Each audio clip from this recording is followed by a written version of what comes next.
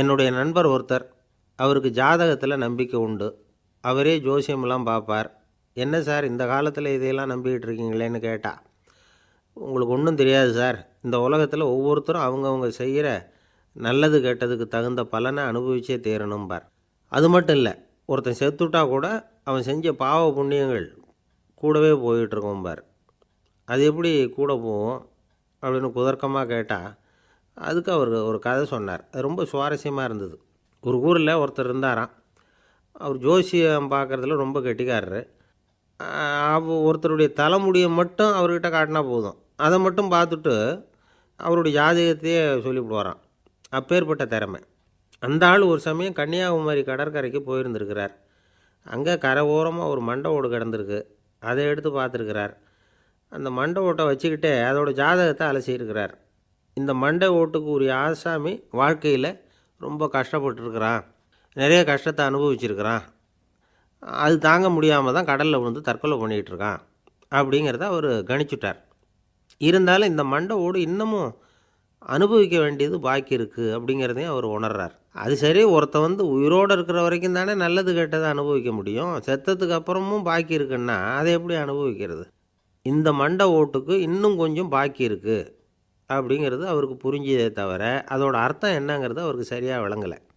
சரி, இதை இன்னும் கொஞ்சம் விவரமாக ஆராய்ச்சி பண்ணி பார்ப்போம் அப்படின்னு நினச்சிக்கிட்டு அதை தன்னுடைய வீட்டுக்கு எடுத்துகிட்டு போயிட்டார்.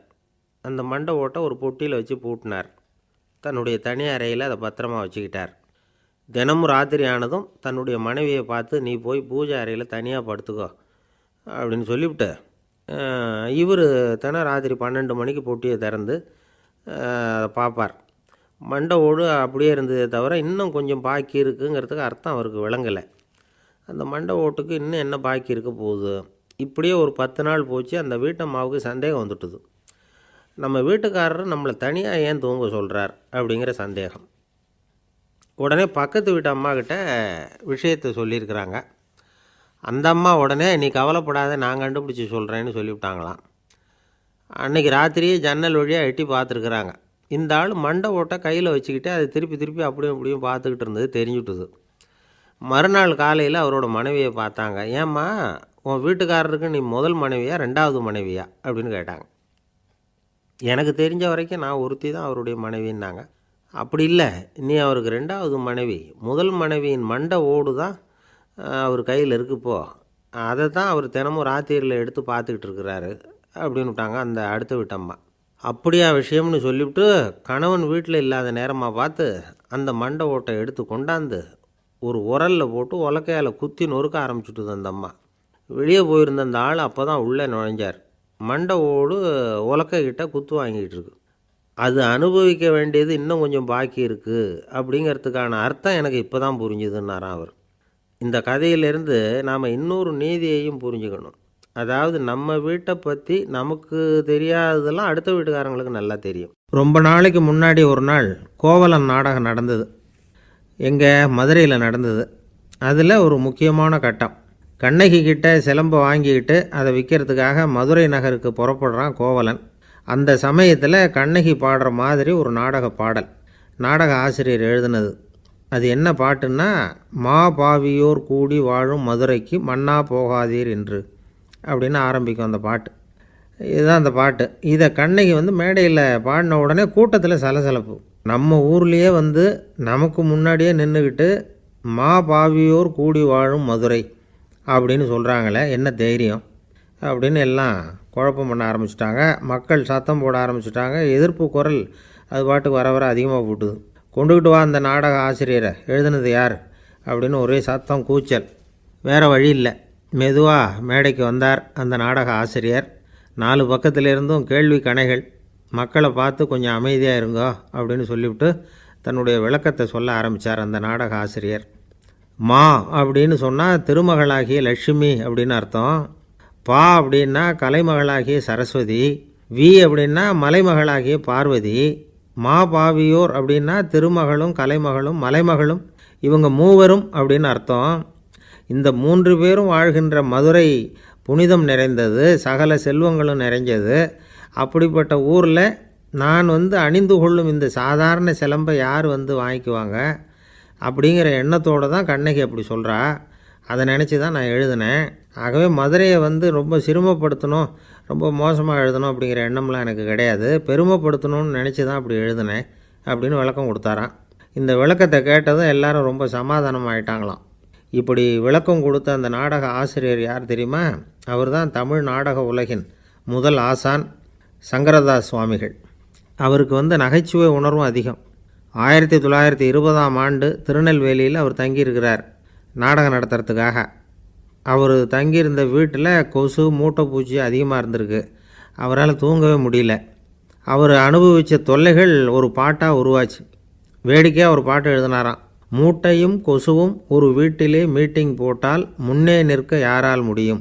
கொசு மோகன ராகம் போல சத்தம் போட்டு முன்னே நின்று செய்திடும் யுத்தம். இதை மறுநாள் நாடகத்தில் கோமாளி வேஷம் போட்ட ஒரு சிறுவனை விட்டு பாட வச்சுருக்கார். எல்லாரும் சிரித்து ரசித்தாங்களாம். சங்கரதாஸ் சுவாமிகள் கல்யாணமே பண்ணிக்கல, துறவி மாதிரியே வாழ்ந்திருக்கார். தமிழ் நாடக கலைக்கு தன்னையே அர்ப்பணம் பண்ணிட்டவர் அவர். 1922 நவம்பர் மாதத்தில் ஒரு நாள் புதுச்சேரியில் அவர் வாழ்க்கை முடிஞ்சுது. அப்போ அவருக்கு வயசு 55.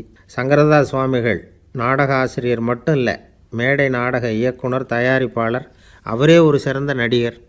ஒரு தடவை சாவித்திரி நாடகத்தில் இவர் யமதர்மனாக வேஷம் போட்டு நடிச்சிருக்கிறார். நாடகம் பார்த்துக்கிட்டு இருந்த கருவுற்ற ஒரு பெண்மணிக்கு பயத்தினால அங்கேயே குழந்தை பிறந்துட்டு தான். அந்த நிகழ்ச்சிக்கு அப்புறம் இவர் இந்த வேஷம் போடுறப்போலாம் ஜனங்களுக்கு முன்கூட்டியே எச்சரிக்கை கொடுக்க ஆரம்பிச்சிருவாராம். அதாவது அப்படி யாராவது பயப்படுறவங்க இருந்தால் கொஞ்சம் கண்ணை மூடிங்க அல்லது எழுந்திரிச்சு போடுங்கன்னு. நடிப்புன்னா அப்படிலாம் இருக்கணும். இந்த காலத்தில் நடிகர் ஒருத்தர் சொன்னார், சார் நான் இந்த நாடகத்தில் நடிக்கிறப்போ முகத்தில் நவரசங்களையும் காட்டி நடித்தேன், உணர்ச்சிகளையெல்லாம் நல்லா காட்டி நடித்தேன். அப்படி இருந்தும் ஜனங்கள் கல்லை எடுத்து மேடையில் வீசிவிட்டாங்க சார் அப்படின்னார். நாடகத்தில் உங்களுக்கு என்ன வேஷம் அப்படின்னு கேட்டாங்க. அது செத்து கிடக்கிற பணமாக நடித்தேன் சார் அப்படின்னார். ஒரு குரு, இளம் சீடர்கள் எதிரில் உட்காந்துருக்கிறாங்க. குரு பாடம் நடத்திக்கிட்டு இருக்கிறார். சீடர்களுக்கு ஒரு ஆசை, அதாவது ஒரு முக்கியமான மந்திரத்தை நம்ம குருநாதர்கிட்ட இருந்து கற்றுக்கணும் அப்படிங்கிறது அவங்க ஆசை. அது என்ன மந்திரம்னா, இறந்தவரை உயிர்ப்பிக்கக்கூடிய புனித மந்திரம், அதாவது செத்தவங்களுக்கு மீண்டும் உயிர் உண்டாக்குகிற மந்திரம். குருவே தயவு பண்ணி அந்த மந்திரத்தை எங்களுக்கு உபதேசிக்கணும் அப்படின்னு கேட்டாங்க. அது ரொம்ப ஆபத்தானது, அது என்னத்துக்கு உங்களுக்கு வேண்டாமேன்னாராம் குரு. எங்களுடைய நம்பிக்கை உறுதிப்படுறதுக்காகத்தான் கேட்குறோம், வேற ஒன்றும் இல்லை அப்படின்னாங்களாம் சீடர்கள். பக்குவப்படாத அறிவுங்கிறது ரொம்ப ஆபத்தானது அப்படின்னாராம் குரு. இது சீடர்களுக்கு புரியல. அது எப்படிங்க பக்குவப்படாத அறிவு ஆபத்தானதுன்னு சொல்கிறீங்க, அப்படின்னா என்ன அப்படின்னு கேட்டிருக்காங்க சீடர்கள். குரு அதுக்கு விளக்கம் கொடுத்தாராம். அந்த மந்திரத்தை எப்போ பயன்படுத்தணுங்கிறது முக்கியம். அதை அறியக்கூடிய ஞானம் ஏற்படுகிற வரைக்கும் அதை தெரிஞ்சுக்காமல் இருக்கிறது தான் நல்லது, இல்லைன்னா ஆபத்துன்னாராம். ஆனால் அந்த சீடர்கள் அதை கேட்குற மாதிரி இல்லை, ரொம்ப பிடிவாதம் பண்ண ஆரம்பிச்சிட்டாங்க. சரி வாங்க சொல்கிறேன்னார் குரு. எல்லோரும் வந்தாங்க. அந்த புனித மந்திரத்தை அவங்களுக்கு ரகசியமாக உபதேசம் பண்ணார். உபதேசம் பண்ணிவிட்டு அவங்களுக்கு எச்சரிக்கையும் கொடுத்தார். இந்த மந்திரத்தை நல்லா ஆராய்ச்சி பார்த்ததுக்கு அப்புறம்தான் உச்சரிக்கணும், அவசரப்பட்டு எதுவும் செஞ்சிடக்கூடாது அப்படின்னு ஒரு தடவைக்கு பல தடவை எச்சரிக்கை கொடுத்தார். சரின்னு சொல்லிவிட்டு அவங்கெல்லாம் மந்திரத்தை கற்றுக்கிட்டு எழுந்திரிச்சு போயிட்டாங்க. ஒரு நாள் அந்த சீடர்கள் எல்லாம் மணற்பாங்கான இடத்துல அப்படியே நடந்து போயிட்டுருக்கிறாங்க. ஒரு பாலைவன பகுதி மாதிரி ஒரு இடம். அங்கே ஒரு இடத்துல எலும்புகள் குவியலாக கிடந்தது. உடனே இந்த சீடர்கள் முன்ன பின்ன யோசிக்காமல், தியானமும் பண்ணாமல், அந்த மந்திரத்தோட பயனை சோதித்து பார்க்கணும் அப்படின்னு நினச்சிக்கிட்டு அந்த மந்திரத்தை உச்சரிக்க ஆரம்பிச்சிட்டாங்க. அவ்வளோதான். உடனே என்னாச்சு தெரியுமா? அந்த எலும்புகள் எல்லாம் ஓநாய்களாக மாறி அவங்கள துரத்த ஆரம்பிச்சுட்டுது. சீடர்கள் எல்லாம் தலைதெறிக்க ஓட ஆரம்பிச்சிட்டாங்க. ஓநாய்களும் விடலை, அவங்கள துரத்தி பிடிச்சி கடித்து கொதற ஆரம்பிச்சுட்டுது. அப்போ தான் அந்த சீடர்களுக்கு குரு சொன்ன அறிவுரையோட அர்த்தம் புரிஞ்சுது. பக்குவப்படாத அறிவு ஆபத்தானது அப்படிங்கிறது. அதனால் இதிலேருந்து நாம் தெரிஞ்சுக்க வேண்டியது என்னென்னா, நாம் நம்ம அறிவை வளர்த்துக்கிட்டால் மட்டும் போதாது, அந்த அறிவை எப்போ எப்படி பயன்படுத்தணும் அப்படிங்கிற பக்குவமும் நமக்கு வரணும். அப்போ தான் வாழ்க்கை நல்லபடியாக அமையும், இல்லைன்னா இடைஞ்சல் தான். இந்த காலத்தில் சில சின்ன பிள்ளைங்களுக்கே அறிவு ரொம்ப பக்குவப்பட்டிருக்குங்கிறத உணர முடியுது. ஒரு சின்ன பையன் பள்ளிக்கூடத்தில் மார்க் லிஸ்ட்டு கொடுத்தாங்க, வாங்கிக்கிட்டு அவசரமாக வீட்டுக்கு ஓடினான். எதிரில் வந்த ஒருத்தர் கேட்டார், என்ன அவசரம், ஏன் இப்படி வேகமாக ஓடுறேன்னார். எங்கள் அம்மா கிட்ட அடி வாங்கணும், அதுக்காக தான் ஓடுறேன்னா. அடி வாங்கிறதுக்கா இவ்வளவு அவசரம்னார் அவர். அப்படி இல்லைங்க, நான் போகிறதுக்குள்ளே எங்கள் அப்பா வீட்டுக்கு வந்துட்டாருன்னா அவர்கிட்ட அடி வாங்க வேண்டியிருக்கும். அதை அவாய்ட் பண்ணுறதுக்காக இப்படி ஓடுறேன் அப்படின்னு நானும். அந்த பையன் ஒரு காடு, நல்ல மரம்லாம் செழிச்சு இருந்தது. அப்படிப்பட்ட காட்டில் ஒரு சாது இருந்தார். அவர் எப்படின்னா எப்பவும் ஒரு மரத்தடியில் உட்காந்துருப்பார். ஏன்னா அவருடைய இருப்பிடமே அதுதான். அவர் என்ன பண்ணுவார், 3 கல் வச்சுருந்தார். செங்கல் மாதிரி இருக்கும், ஆனால் அதை விட கொஞ்சம் பெருசாக இருக்கும். எதுக்கு அந்த 3 கல்லுன்னா அதுதான் அவருடைய படுக்கை. அதாவது தூங்குறப்ப ஒரு கல்லை தலைக்கு கீழே வச்சுக்குவார், இன்னொரு கல்லை இடுப்புக்கு கீழே வச்சுக்குவார், இன்னொரு கல்லை காலுக்கு கீழே வச்சுக்குவார். உடம்பை வந்து அப்படியே ஒரு தகட்டால் மூடிக்குவார், அப்படியே தூங்கி போடுவார். மழை பெய்யுதுன்னு வச்சுங்க, அவர் உடம்பு வந்து 3 கல் மேலே இருக்குதா, அதனால் தண்ணி வந்து அடியில் ஓடி போடும், உடம்பு நனையாது. மேலே தகடு இருக்கிறதுனால மழையும் உடம்புல படாது. அவர் தூக்கமும் கெடாது, நிம்மதியாக தூங்குவார். பகலில் அந்த 3 கல்லையும் ஒரு சேர ஒரு அடுப்பு மாதிரி வச்சு அது மேலே உட்காந்துக்குவார். அதனால் பாம்பு பூச்சி எதுவும் அவரை வந்து தொந்தரவு பண்ணுறதில்ல, அது பாட்டுக்கு நகர்ந்து போயிடும். அவர் பாட்டுக்கு நிம்மதியாக இருப்பார். யாராவது எதையாவது கொண்டுகிட்டு வந்து கொடுத்தா அதை வாங்கி சாப்பிடுவார், அவ்வளவுதான். ஒரு நாள் அந்த நாட்டு அரசன் காட்டுக்கு வேட்டையாட வந்தான். அந்த வழியாக வந்தப்போ இந்த சாது படுத்துருக்கிறத பார்த்தான், பரிதாபப்பட்டான். ஐயோ பாவம், இவர் இப்படி இந்த கல் மேலே உடம்பை வச்சுக்கிட்டு தூங்குறாரே, என்ன பாடுபடுவார். இவரை நாம் வந்து அரண்மனைக்கு அழைச்சிட்டு போய் சுகமாக நிம்மதியாக இருக்கிறதுக்கு வழி செஞ்சு கொடுப்போம், அது ரொம்ப நல்லாயிருக்கும் அப்படின்னு நினச்சான். அப்படி நினச்சிக்கிட்டே அரண்மனைக்கு வந்துட்டான். அதுக்கப்புறம் ஒரு பல்லக்கையும் 2 சேவகர்களையும் காட்டுக்கு அனுப்பி அந்த சாதுவை மெதுவாக இங்கே அழைச்சிட்டு வந்துடுங்க அப்படின்னு சொல்லி அனுப்பி வச்சான். இவங்க போய் அவர்கிட்ட விவரத்தை சொன்னாங்க. எனக்கு என்னத்துக்கு அரண்மனை வாசம் அப்படின்னார். இருந்தாலும் மன்னர் உத்தரவு, நீங்கள் அவசியம் வரணும் அப்படின்னாங்க இவங்க. சரின்னு சொல்லிவிட்டு வேறு வழி இல்லாமல் புறப்பட்டார். புறப்படும் பொழுது என்ன பண்ணார்னா, மறக்காமல் அந்த 3 கல் ஒரு தகடு அதையும் எடுத்து பல்லக்கில் வச்சுக்கிட்டார். என்னத்துக்கு இதையெல்லாம் எடுத்து வைக்கிறாரு அப்படின்னு சொல்லி அவங்க யோசனை பண்ணாங்க. இருந்தாலும் அதை பற்றி ஒன்றும் கேட்கல. பேசாமல் அவரை அழைச்சிட்டு போய் அரண்மனையில் விட்டுட்டாங்க. அரசன் ஓடி வந்தான், வரவேற்றான், அறுசுவை உணவு படைத்தான். அவர் படுக்கிறதுக்கு தங்க கட்டில், பட்டு மெத்தை, இப்படி எல்லாம் ஏற்பாடு பண்ணி வச்சான். இங்கே படுத்து ஓய்வு எடுத்துக்குங்க அப்படின்னு சொல்லிவிட்டு அவன் பாட்டு போயிட்டான். மறுநாள் காலையில் வந்து பார்க்குறான், சாது படுத்துருக்கிறார். எப்படி தெரியுமா, அந்த பட்டு மெத்தை மேலே 3 கல்லையும் வச்சு வழக்கம் போலவே அது மேலே படுத்துருக்கிறார், அதுக்கு மேலே தகடு. அரசன் பார்த்துட்டு அதிர்ச்சி ஆகிட்டான். என்ன சுவாமி இப்படி அப்படின்னா, சாது சொன்னார், எனக்கு வந்து தேவையும் இல்லை குறையும் இல்லை, எல்லா இடத்துலையும் எனக்கு ஒரே மகிழ்ச்சி தான் அப்படின்னார். மகிழ்ச்சிங்கிறது தங்க கட்டிலேயோ பட்டு மெத்தையிலேயோ இல்லை, அது வந்து மனசில் இருக்கிற ஒரு விஷயம். உண்மையான மகிழ்ச்சிக்கு வழி வந்து மனப்பக்குவம் அப்படிங்கிறது அந்த அரசனுக்கு புரிஞ்சுதான். இந்த காலத்தில் ஒரு சாமியார், அவரை தேடி ஒரு சீடன் வந்தான்.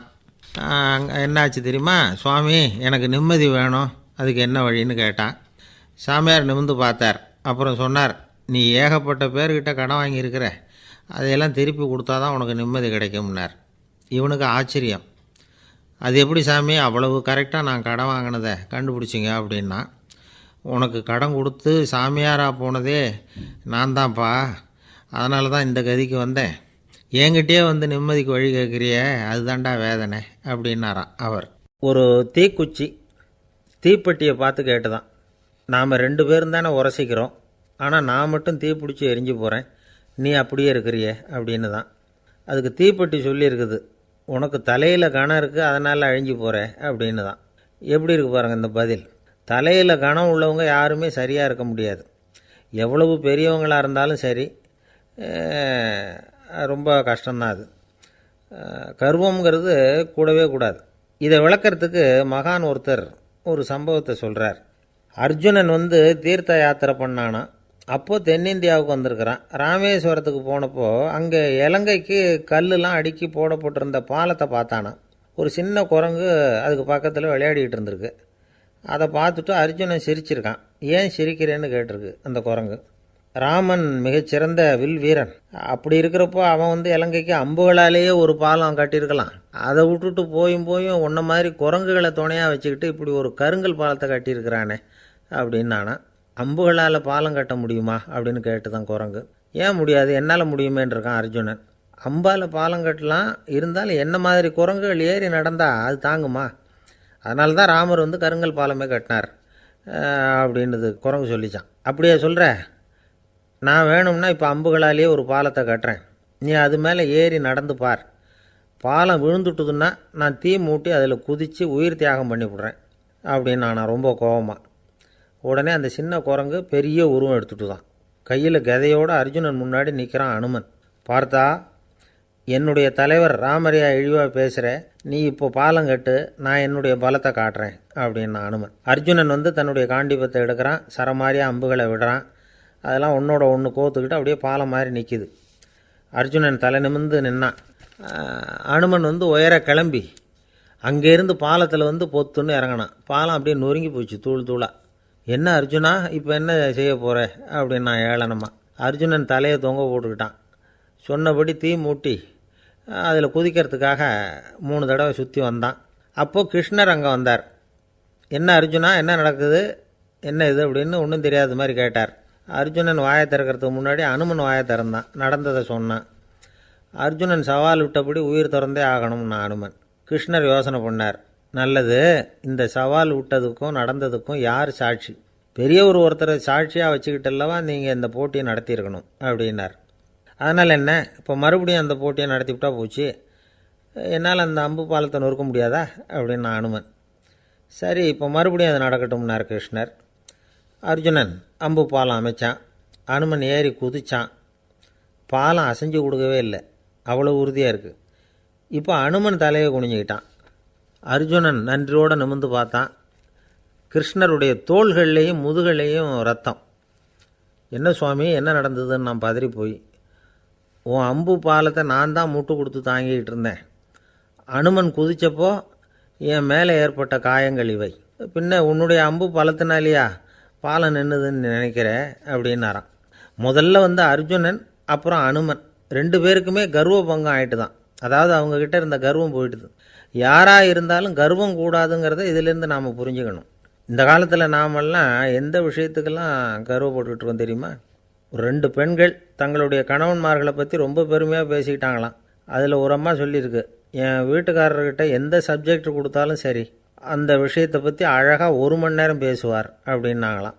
உடனே இன்னொரு அம்மா, அது என்ன பிரமாதம், என் வீட்டுக்காரருக்கு சப்ஜெக்டே தேவையில்லை, விஷயமே இல்லாமல் நாள் பூரா பேசிக்கிட்டு இருப்பார் அப்படின்னாங்களாம். நம்பிக்கை இல்லைன்னா இந்த உலகத்தில் நாம் வந்து நடமாடவே முடியாது. அவநம்பிக்கையோடு இருந்துக்கிட்டு இருந்தால் என்றைக்கும் அவஸ்தை தான். நாம் நம்புறது நடக்குதோ இல்லையோ அது வேறு விஷயம். ஆனால் எதையும் நம்பி தான் நாம் அடி வைக்க வேண்டியிருக்கு. வேறு ஒன்றும் வேணாம், ஒரு லாட்ரி சீட்டு வாங்குகிறோம், அது எங்கே நமக்கு விழப்போகுது அப்படிங்கிற அவநம்பிக்கையோடவா வாங்குகிறோம்? பரிசு நமக்கு தான் அப்படிங்கிற நம்பிக்கை உள்ளூர இருக்கிறதுனால தான் அதை வாங்குகிறோம். இருந்தாலும் முடிவு வேறு மாதிரி ஆகிடுது. அதுக்காக மனசு சோர்ந்து போகிறதில்ல, அடுத்த மாதமும் சீட்டு வாங்குகிறோம். இந்த நம்பிக்கை தான் மனித வாழ்க்கைக்கு ஆதாரம். ஒரு கடையில் போய் டீ சாப்பிட்றீங்க, அந்த டீ நல்ல டீ தானா, அதில் விஷம் கலந்துருக்குமா அப்படிங்கிற சந்தேகம் வந்துட்டுதுன்னு வச்சுங்க. அதுக்கப்புறம் அதை எப்படி நீங்கள் சாப்பிட முடியும்? நம்பி தான் சாப்பிட்ணும். ரயில் ஒழுங்காக போய் சேருங்கிற நம்பிக்கை இருக்கிறதுனால தான் அதில் ஏறி உட்காடுறோம். லெட்டர் ஒழுங்காக போய் சேருங்கிற நம்பிக்கை இருக்கிறதுனால தான் பெட்டியில் போடுறோம். சரி, நம்ம கதையெல்லாம் நம்மளோட இருக்கட்டும். மனித நம்பிக்கை வந்து எந்த அளவுக்கு உறுதியாகவும் அறிவுபூர்வமாகவும் இருக்கணுங்கிறதுக்கு அலெக்சாண்டர் வாழ்க்கையில் நடந்த ஒரு சம்பவத்தை உதாரணமாக சொல்லலாம். இந்த உலகத்தையே ஜெயிக்கணும்னு புறப்பட்டார் அலெக்சாண்டர். ஒரு கட்டத்தில் அவர் சிட்னஸ் நதி கரைக்கு வந்து சேர்ந்தார். அந்த சமயத்தில் அவருக்கு கடுமையான நோய் வந்துட்டுது. அவர் கூடவே வந்திருந்த கிரேக்க வைத்தியர்கள் என்னென்னமோ முயற்சியெல்லாம் பண்ணி பார்த்தாங்க. இருந்தாலும் அலெக்சாண்டருக்கு வந்திருக்கிறது என்ன நோய்ங்கிறத அவங்களால கண்டுபிடிக்க முடியல. ஏன்னா அந்த பகுதியில் உள்ளவங்களுக்கு மட்டுமே அதிகமாக வரக்கூடிய ஒரு வினோதமான நோயாக இருந்தது அது. ஆனால் அவர் இருக்கிற இடம் எதிரியோட இடம், பாரசீக மன்னனோட ஆளுகைக்கு உட்பட்ட இடம். என்ன பண்ணுறது அப்படின்னு எல்லாரும் யோசனை பண்ணாங்க. பாரசீக மன்னனோட அரண்மனையில் இருக்கிற வைத்தியர் வந்தால் இந்த நோயை குணப்படுத்தி விடுவார் அப்படின்னு சொன்னாங்க. இருந்தாலும் எதிரியோட நாட்டில் இருக்கிற வைத்தியரை கூப்பிட்டு எப்படி நம்பி வைத்தியம் பார்க்க சொல்கிறது அப்படின்னு சொல்லி எல்லோரும் தயங்கினாங்க. ஆனால் அலெக்சாண்டர் தயங்கலை. பரவாயில்ல, அழைச்சிட்டு வாங்கன்னு விட்டார். உடனே அவரை போய் அழைச்சிட்டு வந்துட்டாங்க. அவர் வந்தார். அலெக்சாண்டர் உடம்பை பரிசோதனை பண்ணி பார்த்தார். சரி, இதை வந்து குணப்படுத்தி விடலாம், பயப்பட வேண்டியதில்லை ஆனால் இதுக்கு ஒரு மூலிகை ரசம் தயார் பண்ணி கொடுக்கணும். நான் போய் அதை தயார் பண்ணிவிட்டு 2 நாளில் திரும்பி வந்துடுறேன் அப்படின்னு சொல்லிவிட்டு போனார் அந்த வைத்தியர். அதே மாதிரி 2 நாளில் திரும்பி வந்தார் மூலிகை ரசத்தோட. இதுக்கு இடையில் அலெக்சாண்டரோட தளபதிகளில் ஒருத்தர் ரகசியமாக ஒரு எச்சரிக்கை கடிதம் கொடுத்து அனுப்பியிருக்கிறான். அதை வாங்கி என்ன விஷயம்னு பார்த்தார். இப்போ உங்ககிட்ட வந்திருக்கிற எதிரி நாட்டு வைத்தியரை நம்பாதீங்கோ, அவன் கொண்டுகிட்டு வந்திருக்கிற மூலிகை ரசத்தில் விஷம் கலந்துருக்குது அப்படின்னு அதில் எழுதியிருக்கு. அதை பார்த்தார் அலெக்சாண்டர். இருந்தாலும் கொஞ்சம் கூட அலட்டிக்கலை. வைத்தியர் கொடுத்த மருந்தை வாங்கி கடகடன்னு குடிச்சுட்டு அதுக்கப்புறம் அந்த கடிதத்தில் இருந்த விஷயத்தை அந்த வைத்தியர்கிட்ட சொன்னார். வைத்தியர் திகைச்சு போயிட்டார். தன் மேலே அலெக்சாண்டர் வச்சுருக்கிற நம்பிக்கையை பார்த்து அவருக்கு ரொம்ப வியப்பு. வைத்தியர் உண்மையிலேயே நல்ல மருந்து தான் கொண்டுகிட்டு வந்து கொடுத்துருக்கிறார், அதில் விஷம்லாம் எதுவும் கலக்கலை. அதுக்கப்புறம் அலெக்சாண்டர் அந்த வைத்தியரை பார்த்து சொன்னாராம், நம்பிக்கைங்கிற அச்சாணியை ஆதாரமாக வச்சுக்கிட்டு தான் இந்த உலகம் சுற்றிக்கிட்டு இருக்குது. எனக்கு எதிரியாக இருந்தாலும் பாரசீக மன்னர் ரொம்ப பெரியவர். அப்பேற்பட்ட மன்னருடைய அரண்மனை வைத்தியர் தொழில் நேர்மை இல்லாதவராக இருக்க மாட்டார். அப்படி இருந்தால் அவரை அரண்மனை வைத்தியராக வச்சிருக்கவே மாட்டாங்க அப்படின்னு நம்பினேன். என்னுடைய நம்பிக்கை வீண் போகலை அப்படின்னாராம். இதுதான் மானுட நம்பிக்கைங்கிறது. இந்த காலத்துலேயும் இது மாதிரி இந்த மானுட நம்பிக்கையை ரொம்பவும் சாமர்த்தியமாக கையாளுகிற கெட்டிக்காரங்க சில பேர் இருக்கிறாங்க. இந்த காலத்து குரு, அவருக்கு ஒரு சிஷ்யன். குரு முன்னாடி அந்த சிஷ்யன் ரொம்ப பணிவாக நின்று, குருவே உங்கள் கையால் விஷத்தை கொடுத்தாலும் அதை வாங்கி மடமடன்னு குடிச்சிருவேன் அப்படின்னா. உன்னுடைய குரு பக்தியை மெச்சினேன் அப்படின்னார் குரு. அதுக்கு அந்த சிஷ்யன், அப்படி இல்லை குருவே, உங்கள்கிட்ட சிஷ்யனாக இருக்கிறத விட உங்கள் கையால் விஷத்தை வாங்கி குடிச்சு விட்றது ரொம்ப நல்லது, அதனால தான் அப்படி சொன்னேன் அப்படின்னா. ஒரு ஊரில் ஒரு பெரிய ஞானி இருந்தார். அவர் படுக்கையில் இருந்தார். இன்னும் கொஞ்சம் நேரம்தான் அவர் இந்த உலகத்தில் இருக்க போகிறார். அவரை சுற்றி ஏகப்பட்ட கூட்டம். ஏற்கனவே அவருடைய உபதேசங்களை கேட்டவங்க பல பேர் அவரை சுற்றி நிற்கிறாங்க. அந்த ஞானி மெதுவாக கண்ணை திறந்து பார்க்குறார். எல்லாரும் அவருடைய கடைசி வார்த்தையை கேட்கறதுக்காக அவளோட காத்துக்கிட்டு இருக்கிறாங்க. அந்த ஞானி மெதுவாக பேச ஆரம்பித்தார்.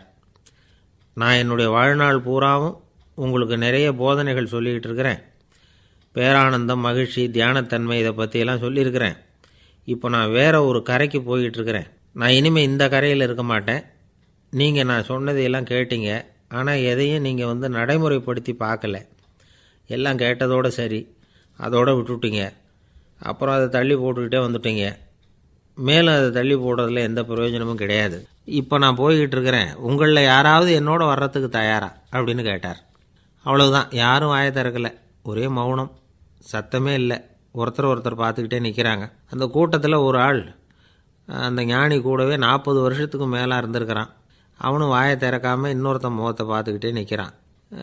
இந்த சமயத்தில் பின்னாடி நின்றுக்கிட்டு இருந்த ஒருத்தன் கையை தூக்கினான். ஞானி அவனை பார்த்தார்.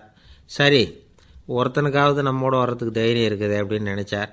ஆனால் அந்த ஆள் என்ன சொன்னான் தெரியுமா? ஐயா, நீங்கள் கேட்குறப்போ நான் உடனே எழுந்திருக்கல, கையை மட்டும்தான் தூக்கினேன். என்ன காரணம்னா, நான் எப்படி அடுத்த கரைக்கு சேர்றதுங்கிறது தெரிஞ்சுக்கிறதுக்காகத்தான். அந்த விவரத்தை மட்டும் இப்போ உங்ககிட்ட இருந்து நான் தெரிஞ்சுக்க ஆசைப்பட்றேன். ஏன்னா இப்போ நான் உங்கள் கூட வர்றதுக்கு தயாராக இல்லை. எவ்வளவோ காரியங்களை நான் இன்னும் இங்கே முடிக்க வேண்டி இருக்குது. வீட்டுக்கு ஒரு விருந்தினர் வந்திருக்கிறார். என்னுடைய இளைய மகனுக்கு கல்யாணம் பண்ணி வைக்கணும். அதனால் இன்றைக்கி உங்கள் கூட வர முடியாது.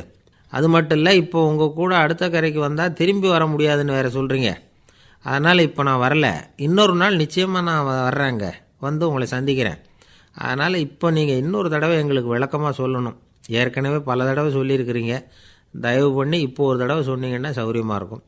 அந்த அடுத்த கரையை அடையிறது எப்படி, இப்போ ஒரு தடவை அதை விளக்கமாக சொல்லிட்டிங்கன்னா நல்லா ஞாபகப்படுத்திக்குவேன்.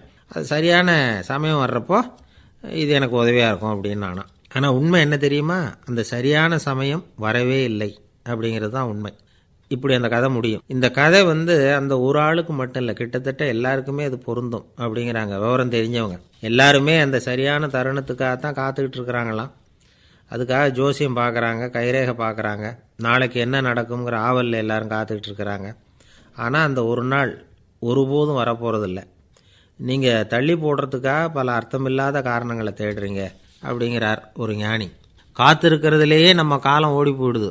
ஏன்னா இன்றைக்கி நாம் சிந்திக்கிறது நாளைக்கு நாம் சிந்திக்கிறது இல்லை. ஒவ்வொரு நாளும் ஒவ்வொரு மாதிரி போயிடுது. நாளைக்கு மறுநாளை பற்றியே சிந்திக்கிறோம். இப்படியே அது பாட்டுக்கு போயிடும். கரையை தொட்டு பார்க்குறது எப்போ? இதுதான் கேள்வி. நமக்கு வேண்டியப்பட்ட ஒருத்தர் ஒரு ரயில்வே பிளாட்ஃபாரத்தில் நின்றுட்டு இருக்கிறார். அங்கே இருக்கிறவங்ககிட்ட கேட்குறாராம், விசாரிக்கிறார், ஏங்க கிழக்க போகிற ரயில் போயிட்டுதுங்களான்னாராம். போயிட்டுதுன்னு இருக்கிறாங்க. கொஞ்ச நேரம் கழித்து ஏங்க மேற்க போகிற ரயில் போயிட்டுதுங்களான்னு கேட்டிருக்காரு. போயிட்டுதுங்களான்ட்ருக்காங்க. அப்புறம் கொஞ்சம் நேரம் கழித்து மறுபடியும் ஏங்க 10:30 மணி வண்டி போட்டுதான்னு கேட்டிருக்கார்.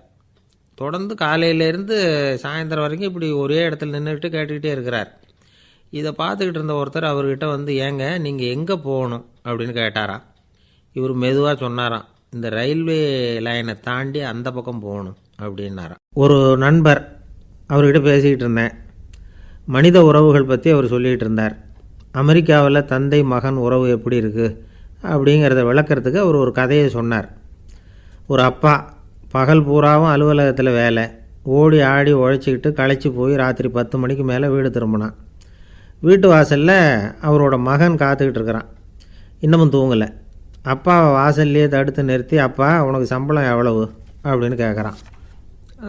ஏற்கனவே ஆஃபீஸு பிரச்சனைகளால் அலுத்து போய் திரும்புகிற அப்பாவுக்கு கோவம் வந்துடுது. என்னடா இப்படிலாம் கேளுன்னு உங்கள் அம்மா உனக்கு சொல்லி கொடுத்தாளா அப்படின்னு சொல்லிவிட்டு உள்ளே போய் சட்டையை கட்டி மாட்டிவிட்டு குளிச்சுவிட்டு மறுபடியும் வெளியில் வந்து உடையை மாற்றுகிற சமயம் அப்போ மறுபடியும் மகன் உள்ளே வந்து நிற்கிறான் அவர் முன்னாடியே. அப்பா உனக்கு எவ்வளவு சம்பளங்கிறான் மறுபடியும். அப்பாவுக்கு எரிச்சல் அதிகமாகிட்டுது. மணிக்கு $20 போதுமா அப்படின்னார். அப்படின்னா எனக்கு ஒரு $10 தர முடியுமான்னா மகன். இதுக்கு தான் என் சம்பளம் எவ்வளவுன்னு கேட்டியா? 2ஆம் வகுப்பு படிக்கிற உனக்கு எதுக்குடா $10 அப்படின்னு கத்திவிட்டு தொலைக்காட்சி பெட்டியின் முன்னாடி போய் உட்காந்துக்கிட்டு ஏதோ நிகழ்ச்சியை பார்க்க ஆரம்பிச்சிட்டார். கொஞ்ச நேரம் கழித்து மறுபடியும் மகன் வந்து நிற்கிறான். அப்பா ப்ளீஸ் எனக்கு ஒரு $10 கொடுக்க முடியுமா? மகனுடைய கண்களில் கண்ணீர். என்னடா அவன் கண்ணீரை காட்டி காரியம் சாதிக்கலாம்னு பார்க்குறியா? ஒரு காசு கூட கொடுக்க மாட்டான் போ அப்படின்னு விரட்டி விட்டான். மகன் கண்ணீரை தொடச்சிக்கிட்டே கண்ணை தொடச்சிக்கிட்டு பேசாமல் போய் படுத்துக்கிட்டானா. கொஞ்ச நேரம் ஆச்சு. அப்பாவோட கோபம் கொஞ்சம் கொஞ்சமாக குறைஞ்சிது. பிள்ளைகிட்ட கோபமாக கத்துனது தப்பு தாங்கிறது புரிஞ்சுது அவனுக்கு. எழுந்திரிச்சு போனான், படுக்கை இறக்கி போனான். மகனை பார்த்தான். அவன் தலையணையை கட்டி பிடிச்சிக்கிட்டு அழுதுகிட்டு இருக்கிறான். அவனை மெல்ல நெருங்கி அவங்ககிட்ட எதமாக பேசுகிறதுக்கு ஆரம்பித்தானான். எதுக்குடா உனக்கு $10 பள்ளிக்கூடத்தில் கேட்டாங்களா அப்படின்னு கேட்டானான். மகன் சொல்லியிருக்கான், இல்லை டாடி, உனக்கு 1 மணி நேரம் சம்பளம் $20ன்னு சொன்னேன். நீ ஏற்கனவே எனக்கு கொடுத்த பாக்கெட் மணி $10 என்கிட்ட இருக்குது. இப்போ நீ இன்னொரு $10 கொடுத்தீங்கன்னா அதையும் சேர்த்து $20 ஆகிடும்.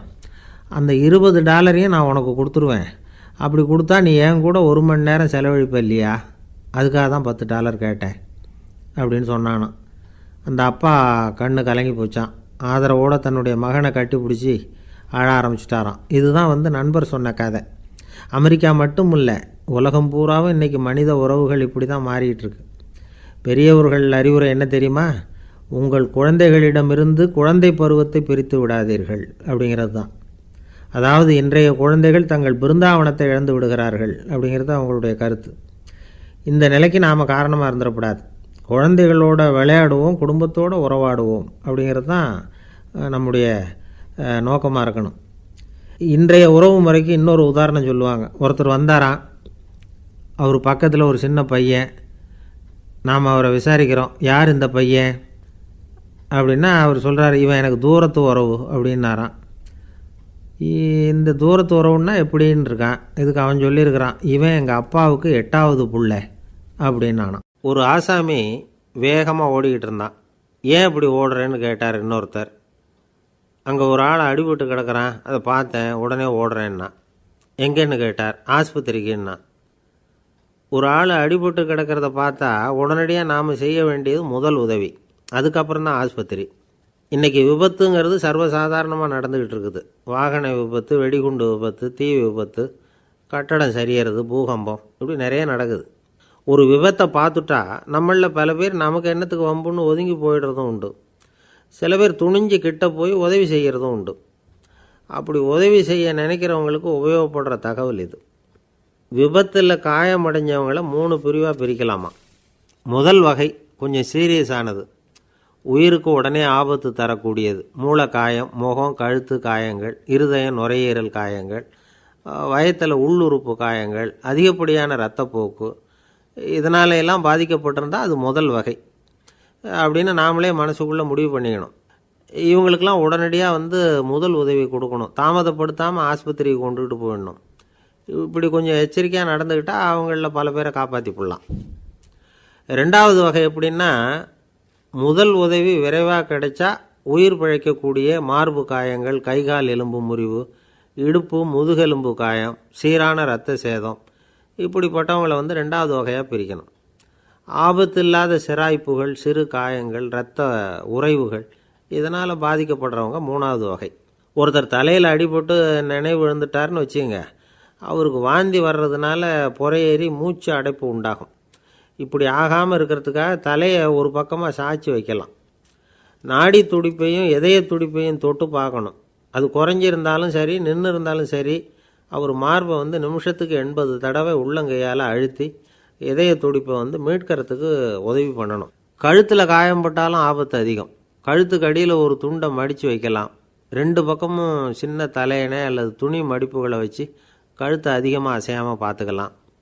முதுகெலும்பு முறிஞ்சிருக்குமோ அப்படிங்கிற சந்தேகம் இருந்ததுன்னா அவரை அதிகமாக அசைய விடக்கூடாது. அதிகமாக அசைஞ்சால் தண்டு இடத்துல பாதிப்பு ஏற்பட்டு கைகால் விளங்காமல் போயிடும். அவரை ஒரு கனமான போர்வை இல்லைன்னா பாயில் படுக்க வச்சு 4 பேர் மெதுவாக தூக்கி மருத்துவ உதவிக்கு அனுப்பி வைக்கலாம். கையெலும்பு முறிஞ்சிருந்தால் முறிஞ்ச பாகத்தை உடம்போடு சேர்த்து அசையாமல் கட்டி போடலாம். கால் எலும்பு முறிஞ்சிருந்தால் மற்ற காலோடு சேர்த்து கட்டி போடலாம். முறிஞ்ச பாகம் தொங்காமல் பார்த்துக்கணும். அப்போ தான் வீக்கம் உண்டாகாமல் இருக்கும். வெட்டு காயம், குண்டடிப்பட்ட காயம், இதிலெல்லாம் ரத்தப்போக்கு அதிகமாக இருக்கும். ரத்தம் வெளியேற ஆபத்து அதிகம். சுத்தமான துணியை பல மடிப்புகளை மடித்து காயத்தின் மேலே வச்சு அழுத்தமாக ஒரு 10 நிமிஷம் பிடிச்சிக்கணும். ரத்தம் நின்ன உடனே காயத்துக்கு கட்டு போடலாம். சில சமயம் காயம்பட்ட பாகத்தை உயரமாக தூக்கி பிடிச்சிக்கிட்டா தான் ரத்த கசிவு நிற்கும். இந்த விவரங்களையெல்லாம் கொஞ்சம் மனசில் வாங்கி வச்சுக்கிட்டோம்னா சமயத்தில் உதவும். ஏன்னா இந்த காலத்தில் விபத்து எந்த ரூபத்தில் எப்போ வரும்னு யூகிக்கவே முடியல. நண்பர் ஒருத்தர் சொன்னார், நேற்றுக்கு பாருங்கள் சார், என் கண்ணு முன்னாடியே ஒரு சின்ன விபத்து நடந்ததுன்னார். என்னன்னு விசாரித்தோம். ஒரு பஸ்ஸில் வந்துக்கிட்டு இருந்தேன். அந்த பஸ்ஸில் பின்பக்கம் படி ஓரமாக நின்றுக்கிட்டு இருந்த ஒருத்தர் ரோட்டில் விழுந்துட்டார். டிரைவர் அதை கவனிக்கலை, நிறுத்தாமல் அவர் பாட்டுக்கு போகிறாருன்னார். கண்டக்டர் உடனே விசில் கொடுத்து பஸ்ஸை நிறுத்த வேண்டியது தானே அப்படின்னோம். அதுதான் சார் முடியாமல் போச்சுன்னார் அவர். ஏன்னு கேட்டாங்க. தவறி கீழே விழுந்ததே ஒரு சீன தேசத்து அரசர் இருந்தார். அவருக்கு வயசாயிட்டுது. அவருக்கு அடுத்தபடியாக அவருடைய புள்ள பட்டத்துக்கு வரணும், ஆட்சி பொறுப்பை ஏற்றுக்கணும். ஒரு நல்ல தலைவனுக்கு இருக்க வேண்டிய பண்புகள்லாம் தன்னுடைய மகனுக்கு இருக்கணும்னு விரும்பினார் அந்த அரசர். அதனால் இளவரசனை பக்கத்தில் இருந்த ஒரு குரு கிட்ட அனுப்புனார். இளவரசன் அவர்கிட்ட போய் சேர்ந்தான். அந்த குரு என்ன பண்ணார் தெரியுமா? இவனை பார்த்து சொன்னார், இதை பாருப்பா, நீ என்ன பண்ணுற, இப்போவே பக்கத்தில் இருக்கிற காட்டுக்கு போ, நடுக்காட்டில் போய் ஒரு இடத்துல உட்காந்துக்கோ. அங்கே என்னென்ன சத்தம்லாம் உன் காதில் விழுதுன்னு கவனித்து கேளு. உன் காதில் விழுந்த ஓசைகள் என்னென்னங்கிறத என்கிட்ட சொல்லு, அதுதான் எனக்கு தெரியணும், உனக்கு வேலையும் அதுதான் அப்படின்னு சொல்லி அனுப்பி வச்சுட்டார். இளவரசன் காட்டுக்கு போனான். குரு சொன்னபடியே ஒரு இடத்துல உட்காந்து கவனித்து கேட்டான். அதுக்கப்புறம் குருக்கிட்ட திரும்பி வந்தான். என்னென்ன சத்தம்லாம் கேட்ட அப்படின்னு கேட்டார் குரு. குருவே, காட்டில் நான் பறவைகள் சத்தம்லாம் கேட்டேன், மிருகங்களின் ஓசையையும் கேட்டேன், இதை தவிர இடி, மின்னல், மழை இதுகளோட சத்தத்தையும் கேட்டேன் அப்படின்னா. குரு யோசனை பண்ணார், நீ இன்னமும் சரியாக கேட்கல, அதனால் மறுபடியும் காட்டுக்கு போ, கொஞ்ச நாள் தங்கியிருந்து கேட்டுட்டு வா அப்படின்னார். இளவரசனுக்கு ஒன்றும் புரியல. இருந்தாலும் குருவின் கட்டளையாச்சே, மறுக்க முடியுமா? உடனே அவன் மறுபடியும் காட்டுக்கு போனான். ஒரு இடத்துல உட்காந்தான். கொஞ்ச நேரம் உன்னிப்பாக கவனித்து கேட்டான். சில நாள் கழித்து குருக்கிட்ட திரும்பி வந்தான். குருவே, இந்த தடவை சில துல்லியமான சத்தங்களையெல்லாம் கேட்டான். தேனீ பறக்கிற சத்தம், நீரோடையின் மெல்லிய ஓசை, இதெல்லாம் கேட்டேன்னா. குரு சிரித்தார். நீ மறுபடியும் காட்டுக்கு போ, இன்னும் சில நாள் அங்கே இரு, முழுமையாக கவனமாக கேட்டுக்கிட்டு வா அப்படின்னு சொல்லி அனுப்பி வச்சுட்டார். இளவரசனுக்கு குழப்பம் அதிகமாகிட்டுது. ஒன்றுமே புரியல. மறுபடியும் காட்டுக்கு போனான். மௌனமாக ஒரு இடத்துல உட்காந்துட்டான். அப்படியே தியானத்தில் ஆழ்ந்துட்டான். சில நாளில் அவனுக்கு இதுவரை கேட்காத ஓசைகள்லாம் கேட்க ஆரம்பிச்சிட்டுது. இதைத்தான் நான் கேட்கணும்னு என்னுடைய குரு எதிர்பார்த்துருக்கிறாருங்கிறத புரிஞ்சுக்கிட்டான். உடனே குருக்கிட்ட ஓடனான். குருவே, இந்த தடவை காதுகளுக்கு கேட்க முடியாத சில ஓசைகளை கூட என்னால் உணர முடிஞ்சுது. பூ மலருகிற ஓசை, சூரியனால் பூமி சூடாகிறப்போ எழுகிற ஓசை, காலை பனித்துளி இந்த புல்லுலாம் குடிக்கிற ஓசை, இது எல்லாம் என்னால் நல்லா கேட்க முடிஞ்சுது அப்படின்னா. குருவுக்கு இப்போ தான் திருப்தி ஏற்பட்டு தான். இளவரசனை பார்த்து சொன்னார், இதை பாருப்பா, இப்போ தான் நாட்டை ஆளுகிற தகுதி உனக்கு வந்திருக்குது அப்படின்னு சொல்லி அதுக்கு விளக்கமும் கொடுத்தாராம். எந்த அரசன் தன்னுடைய மக்களின் இதயம் பேசுகிற மௌன மொழியை மௌன வார்த்தைகளை கேட்குறானோ அவன்தான் ஆள தகுதி உள்ளவன். எந்த அரசன் தன்னுடைய மக்களின் உணர்ச்சிகளை உண்மையாக உணர்றானோ அவன்தான் முதன்மையான அரசன். போலி வார்த்தைகளை மட்டும் கேட்டுட்டு பல மௌன ராகங்களை காதில் வாங்கிக்காதவன் அரசனே இல்லை. எந்த நாட்டில் எப்போ ஒரு அரசன் தன்னுடைய மக்களின் உணர்ச்சிகளை கேட்க மறுக்கிறானோ அன்னையிலேருந்தே அந்த நாடு அழிய தொடங்குது அப்படின்னு அர்த்தம். இதுதான் அந்த குரு இளவரசனுக்கு போதிச்சது. வாயால் பேசுகிறத மட்டும் கேட்டு ஏமாறக்கூடாது, உணர்ச்சிகளையும் கேட்குறதுல தான் மனப்பக்குவம் உண்டாகும். மக்கள் உணர்ச்சிகளை புரிந்து கொள்ளாத அரசர்கள் நீடிச்சிருக்க முடியாது. அது மாதிரி நாடுகளில் அடிக்கடி குழப்பம் தான் உண்டாகும். அப்படி இருந்தால் அடிக்கடி ஆட்சி மாறிக்கிட்டு இருக்கும். அப்படிப்பட்ட ஒரு தேசம், அங்கே ஒரு சிறைச்சாலையில் 3 கைதிகள் பேசிக்கிட்டு இருந்தாங்க. ஒருத்தன் சொன்னான், நான் இந்த நாட்டு ராஜாவை எதிர்த்து பேசிக்கிட்டு இருந்தேன், அதனால் என்னை பிடிச்சி கொண்டாந்து இங்கே போட்டுட்டாங்க அப்படின்னு ஒருத்தன். இன்னொருத்தன் சொன்னான், நான் இந்த நாட்டு ராஜாவை ஆதரித்து பேசிக்கிட்டு இருந்தேன், அதனால் என்னை பிடிச்சி கொண்டாந்து இங்கே தள்ளிவிட்டாங்க அப்படின்னா. அது சரி, நீ என்ன தப்பு பண்ண அப்படின்னு சொல்லி 3வது ஆளை பார்த்து இவங்க கேட்டாங்க. அதுக்கு அந்த ஆள் சொல்கிறான், நான் தான் இந்த நாட்டு ராஜா அப்படின்னானா. ஒரு அம்மா தெருவில் உட்காந்து என்னத்தையோ தேடிட்டு இருக்கிறாங்க. அந்த அம்மா ஒரு சூஃபி ஞானி. அவங்க பேர் என்னென்னா ரபியா அல் அடாவியா. அந்த அம்மாவுக்கு கண் கூட தெளிவாக தெரியாது. அந்த பக்கமாக வந்த சில பேர் இவங்களுக்கு உதவி செய்கிறதுக்காக வந்தாங்க.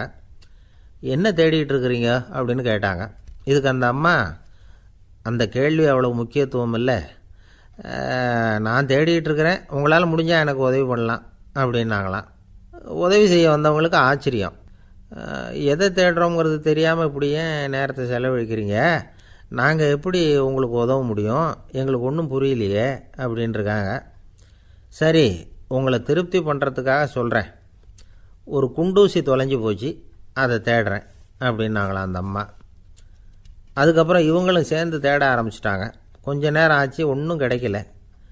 உதவி செய்ய வந்தவங்களும் அழுத்து போட்டாங்க. அப்புறம் கேட்டாங்க, இதை பாருங்கம்மா, இது ரொம்பவும் பெரிய தெரு, அகலமான தெரு, அதனால் குறிப்பாக நீங்கள் எந்த இடத்துல அந்த குண்டூசியை தொலைச்சிங்க அதை சொல்ல முடியுமான்னாங்களாம். இதுக்கு அந்த அம்மா, நீங்கள் மறுபடியும் அர்த்தமில்லாத கேள்வியை கேட்குறீங்க, உங்கள் கேள்விக்கும் நான் தேடுறதுக்கும் என்ன சம்மந்தம்னாங்களாம். இதை கேட்டதும் அவங்க ஒரு மாதிரி ஆகிட்டாங்க. என்னம்மா நீங்கள் பைத்தியம் மாதிரி பேசுகிறீங்க அப்படின்னாங்களாம். சரி, உங்களை மறுபடியும் திருப்திப்படுத்துறதுக்காக சொல்கிறேன், அதை நான் எங்கள் வீட்டில் தொலைச்சுட்டேன் அப்படின்னாங்களாம். அப்புறம் எதுக்காக இங்கே தேடிட்டு இருக்கிறீங்க அப்படின்னு கேட்டிருக்காங்க. ஏன்னா இங்கே தான் வெளிச்சம் அதிகமாக இருக்குது, அங்கே வீட்டுக்குள்ளே இருட்டாக இருக்குது, அதனால் இங்கே தேடுறேன், வெளிச்சம் உள்ள இடத்துல தானே தேட முடியும் அப்படின்னாங்களாம் அந்த ஞானி. இந்த கதைக்கு என்ன அர்த்தங்கிறத பெரியவங்க சொல்கிறாங்க. அதாவது இந்த தேடுதல்ங்கிறது ஒரு வியாதி. அது நம்ம சதா அலைய வைக்கும், பைத்தியமாக மாற்றுறதுக்கு முயற்சி பண்ணோம். ஒரு காலம் அது நிறைவு அடையவே அடையாது. வாழ்வுங்கிறது ஒரு புரிந்து கொள்ள முடியாத சதா இயங்கி கொண்டிருக்கிற ஒரு செயல். அதுக்கு ஆரம்பமும் இல்லை, முடிவும் கிடையாது. எதையோ தேடணும் அப்படிங்கிற உந்துதல் நமக்குள்ளே இருக்கும், ஆனால் குறிப்பாக எதை தேடிட்டு இருக்கிறோம் அப்படிங்கிறது புரியாது. அப்படி ஏதாவது ஒன்றை தேடி அடைஞ்சிட்றோம்னு வச்சுக்கோங்க, உடனே ஒரு அதிருப்தி வந்துடும். அதனால் வாழ்க்கைங்கிறது சலிப்பு நிறைந்தது அப்படிங்கிற எண்ணத்தை உண்டாக்கிக்கிறோம். ஒன்று அடைஞ்சதுக்கு அப்புறம் இன்னொன்று தேட ஆரம்பிச்சிருவோம். ஆக இந்த தேடல்ங்கிறது நாம் ஒன்று அடைஞ்சாலும் அடையாவிட்டாலும் தொடர்ந்து நடந்துக்கிட்டு தான் இருக்கும். இதுக்கு முடிவே கிடையாது. இந்த உண்மையை நாம் நல்லா புரிஞ்சுக்கணும் அப்படிங்கிறது பெரியவங்களுடைய கருத்து. ஏழையும் தேடுறான், பணக்காரனும் தேடுறான், நோயாளியும் தேடுறான், நோய் இல்லாதவனும் தேடுறான், அதிகாரம் உள்ளவனும் தேடுறான், அதிகாரம் இல்லாதவனும் தேடுறான், முட்டாளும் தேடுறான், அறிவாளியும் தேடுறான். ஆனால் யாரும் இதை தான் தேடி சாதிக்க போகிறோம், இதுதான் முடிவு அப்படின்னு திட்டவட்டமாக சொன்னதில்லை. ஒன்று அடைஞ்சதும் இன்னொன்று தேட ஆரம்பிச்சிடுறாங்க, அவ்வளோதான்.